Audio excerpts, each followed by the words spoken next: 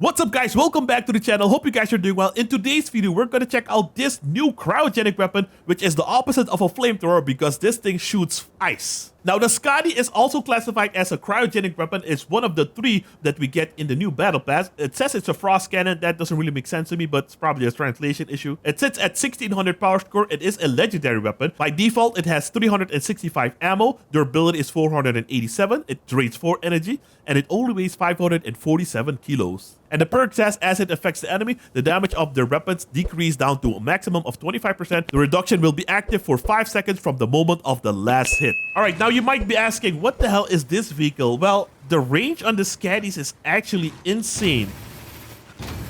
Okay, over here. Yeah, so this is the range. Oh, sorry. This is the range of the Skadi. Look at that. I mean, it doesn't deal as much damage. Well, actually, no. It's the same. That is insane. The Draco's maximum range is until the wheel, but the Skadi has way more range, which is actually kind of nuts. And just to show you, the Dracos actually have a range until this. Yeah, see, the Dracos don't have the range. The Dracos, we need to hit the thing, boop, come on, boop, and then the Dracos have range. And if you back it up a little bit, yep, this is where it stops. This is where the Draco range stops. And with the Skadi, we actually need to add a few more. Oh, we can't even build this far out. Aw, we can't even build this far out. I'm gonna have to move everything, which is kind of annoying. Okay, so I increased the length of this build, and we still deal damage with the Skadi. What in the world is this? That's crazy. So we did 1300 and something damage. And now we're gonna face hug this thing and see if we deal the same amount of damage. 1300 and something. Yep. Wow, dude. The Skadi range is insane. So we should penetrate all the builds. What? This is crazy.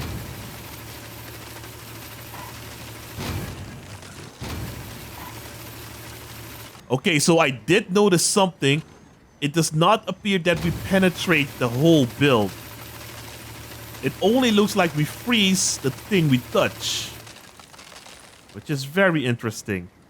Let's check it out from the sides. I mean, the parts fall off super duper quick, so from the sides, it doesn't really matter. And while we're doing this, I also want to check out the range of the Remedy and the Firebug. This is the Remedy. Wow, not even the Firebug can get that close. That is actually... They both have the same range. This is Remedy, and this is where we almost start to do damage. Not that much. And this is Firebug, which has less range for some reason. What in the world's going on? Alright, let's move a bit closer. Let's see if our fire weapons actually penetrate the whole build.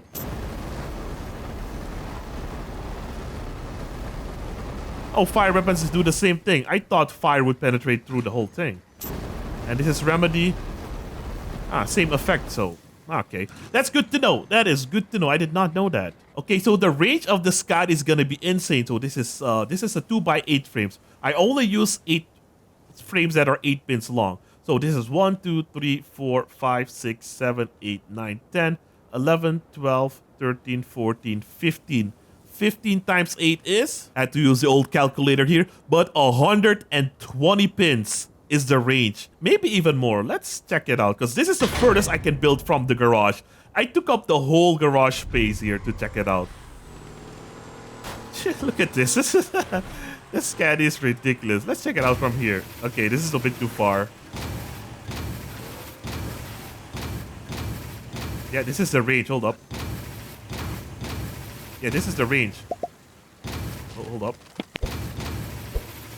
Yeah, this is the range. No, a little bit closer. A little bit closer. So this is the range of the Skadi. That is insane. That's like a machine gun. That's crazy range, man. Look at that. That's holy crap. But yeah, enough fun. The Skadi has a pretty good third rotation speed as well. You don't need any help from any modules. Gun depression is also pretty good. Oh, look at the turbo spool up when you fire. Oh, that is sick. And gun elevation is pretty decent. You won't be shooting down helicopters or anything, but still pretty nice. And just for funsies, let's see how much damage we can deal with 4 Skadis. We got 1 radiator and 4 Skadis. That damage number is going up really quick. Man, if you get face hugged by a cryo dog, you're toast, my guy. You are toast. Yeah, these are pretty gnarly. Pretty gnarly weapons. These are new meta right here, boys. New meta right here. And just for funsies, I also made this thing.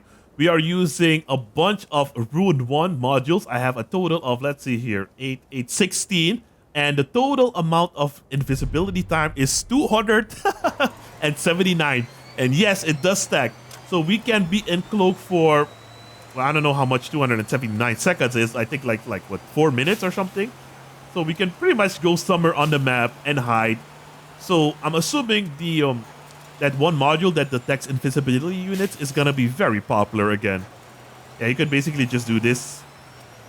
I also have a rift because I wanted to see if it works with the beholder cabin. It doesn't. The beholder cabin is just a normal chameleon, and it just disables after a couple of seconds. Same thing with chameleon Mark 1 and 2.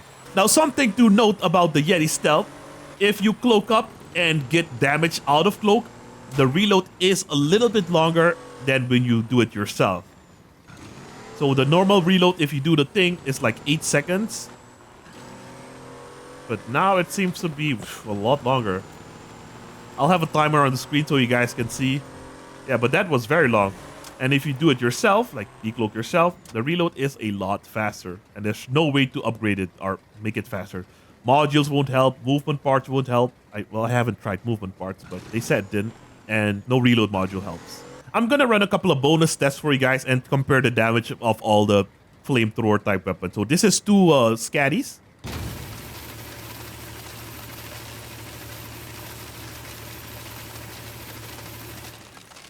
Now we have 2 remedies.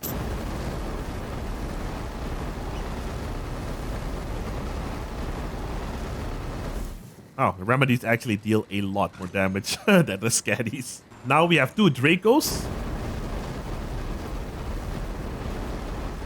Jesus, that's crazy.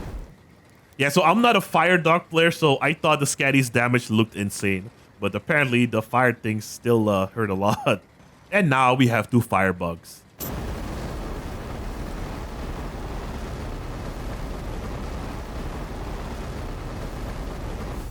Wow. Now, I want to show you guys a couple of other things that weren't mentioned anywhere. I was just scrolling through the storage to see if I missed anything. And they did change a couple of things. So now the Contact 2M looks like this. Kind of looks like a train connector thingy. Kind of looks cool, but it is kind of difficult to see if it's active or not. Well, I can't connect to anyone right now, but I'm assuming it's going to click. But that's kind of how you see if it's active or not. I mean, you can see the icon on the bottom too, where the shift button is. So that's the Contact 2M, but that's not all. We're actually getting a couple of new items as well. I don't know why they never mentioned any of this. Maybe it's not available through the normal way of getting things. Maybe it's going to be a new event stuff.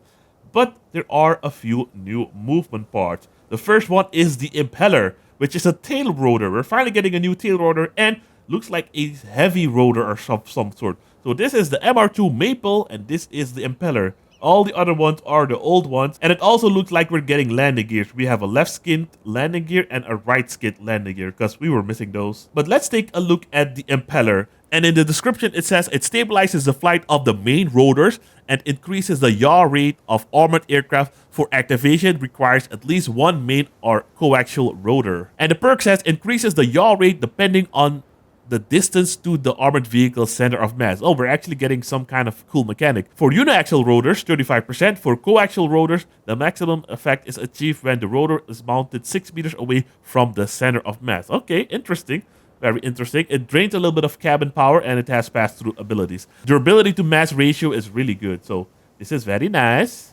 I'm sorry, I keep saying that. I don't know. I just have Borat in my mind for some reason. So instead of using this as a tail rotor, we can now use the impeller, but I hope it has indicators so we can see how much meters the center of mass is. See, we don't see that.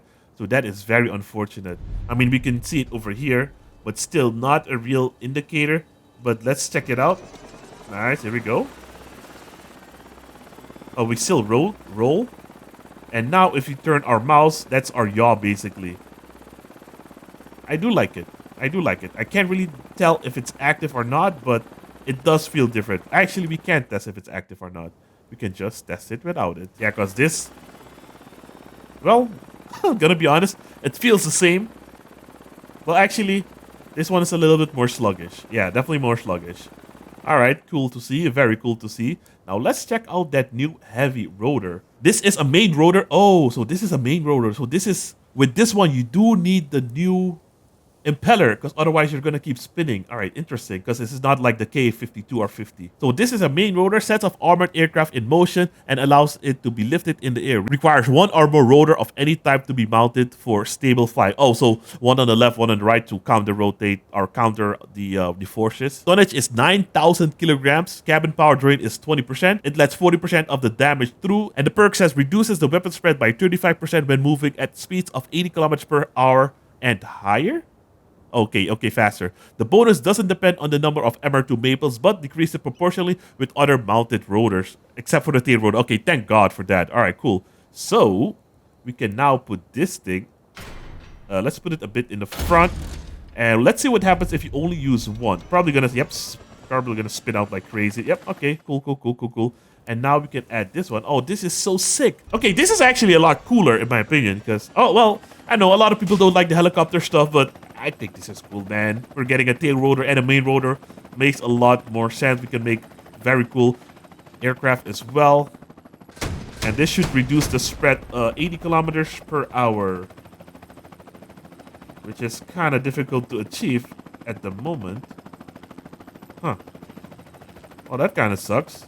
How on earth am I supposed to get the perk then?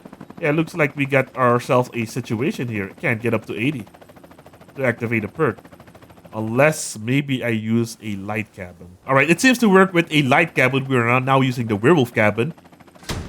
And let's see if the spread decreases. We still have quite a lot of spread.